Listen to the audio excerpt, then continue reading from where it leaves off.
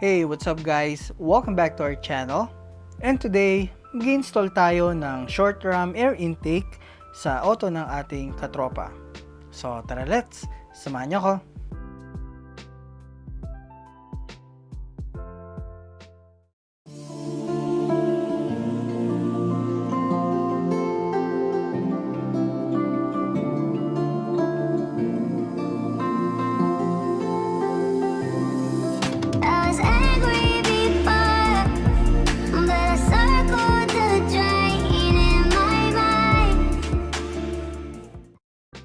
So ito guys yung short ram air intake or SRAI.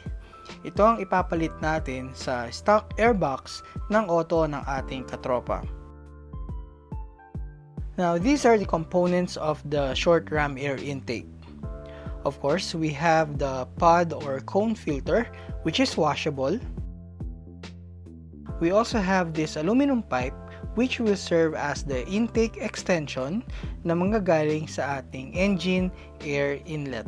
And of course, we have the hose clamps and mounting bracket for our installation. Now, meron din siyang kasamang silicone reducer. Now, meron din siyang kasamang hose para doon sa mga sasakyan na merong oil catch can. Now, ano nga ba ang benefits ng short ram air intake? So, ang number one benefit, it has less airflow restriction. Now, unlike yung mga paper filter ng ating stock airbox, mas maganda ang pasok ng hangin gamit ang mga aftermarket na cone filter. The cone filter is washable. Unlike yung mga paper filters ng ating stock airbox which is disposable, ang gagamitin nating air filter ay pwede natin hugasan at i-reuse ng maraming beses. Now, it increases induction noise. So, since wala sa loob ng airbox yung filter, mas aggressive yung tunog ng intake lalo na kapag nire-rev ang ating engine.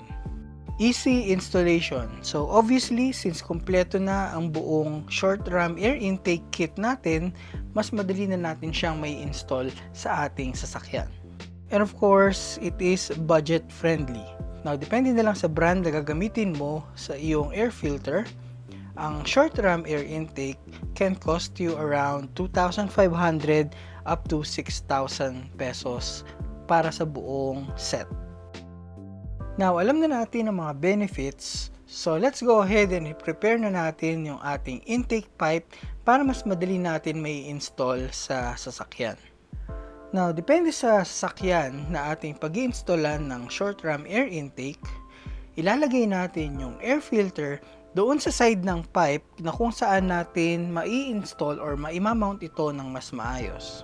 Now, para mai-secure yung air filter, kailangan lang natin gumamit ng 8mm na socket wrench or Phillips head screwdriver para higpitan yung mga hose clamps.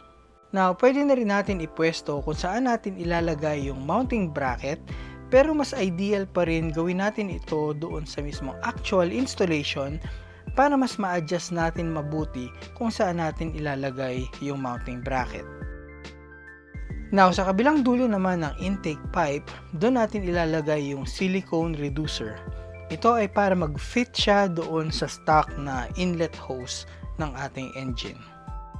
Now, yung butas sa may intake pipe, ito ay pwedeng gamitin sa oil catch can or sa air sensor ng sasakyan. Alright guys, so i-install natin ito sa 2015 Hyundai Ion ng tropa natin na si Patrick. Ang kanyang Ion ay isang show car na isinasali niya sa mga competitive car shows. Alright guys, so ito yung factory airbox. So kailangan lang natin gawin dito ay alisin yung stock airbox by removing the mounting bolts na nakapaligid doon sa mismong airbox. Now, using a 10mm socket wrench, kailangan lang natin alisin yung 4 na mounting bolts na nakapaligid sa buong airbox, pati na rin yung 2 bolts na nakamount doon sa throttle cable. So, reminder lang guys, every time na meron kayong mga gagawin sa loob ng engine bay ng sasakyan, siguraduhin muna natin na malamig yung engine. Ito ay para hindi tayo mapaso sa mismong engine at para din maiwasan na ma-loose thread yung mga bolts. So, wag din natin kakalimutan guys na alisin yung hose clamp doon sa may gilid using a 10mm socket wrench. Now, yung stock inlet hose ng Eon ay merong mga rubber locks na kailangan nating alisin. So, itong mga rubber locks na to ay nakaangat. So, para mag-fit yung pinaka-silicone reducer natin, kailangan natin siyang i-cut. Ito na rin yung chance na malinis natin kahit papaano yung engine. So, pwede natin punas-punasan ng kahit kaunti yung mismong engine para maalis yung mga dumi at alikabok na nakakapit sa ibabaw ng engine. Alright, so we can now do an actual test fitting para maipwesto natin ng maayos yung short ram air intake natin. Alright, so after natin i-test fit, pwede na natin siya i-install. Now, unahin lang natin muna ang paglagay ng PVC pipe doon sa may inlet.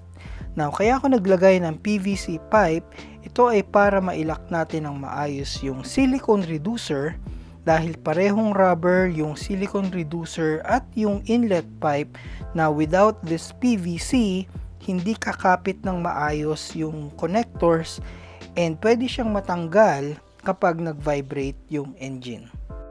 Alright, so after natin ma-secure yung reducer, pwede na natin ngayon install yung buong short ram air intake pipe and yung filter. Alright, so after natin maipwesto yung short ram air intake, ipwesto na natin yung throttle cable doon sa may ilalim ng mismong intake pipe and pwede natin i-bolt yung mismong mount ng throttle cable doon sa original mounting point ng stock airbox para ma-secure natin yung mismong throttle cable. Alright guys, so installed na ang ating short ram air intake. So let's go ahead and do some testing. So as you can see guys, it sounded better than our stock airbox.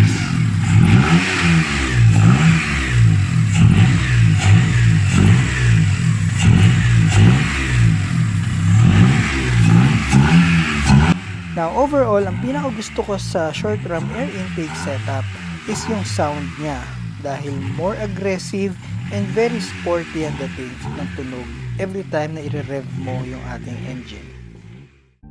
Alright, so there you have it guys. Hopefully may natutunan ulit kayo sa ating video today and super thank you sa tropa natin na si Patrick sa kanyang pagtitiwala sa pag-install ng kanyang short ram air intake. So if you like this video guys, click nyo lang yung thumbs up button. And if you like more DIY car stuff, mag-subscribe ka na rin sa ating channel. And i-click mo na rin yung notification bell para lagi kang updated every time na mag-upload tayo ng mga bagong DIY videos. Now if meron kayong mga comments or tanong, please put them on our comment section below para masugot natin lahat ng mga katanungan nyo. So again, thank you so much for watching the video. My name is Dan and stay healthy, drive safe, and God bless. And I'll see you on our next video.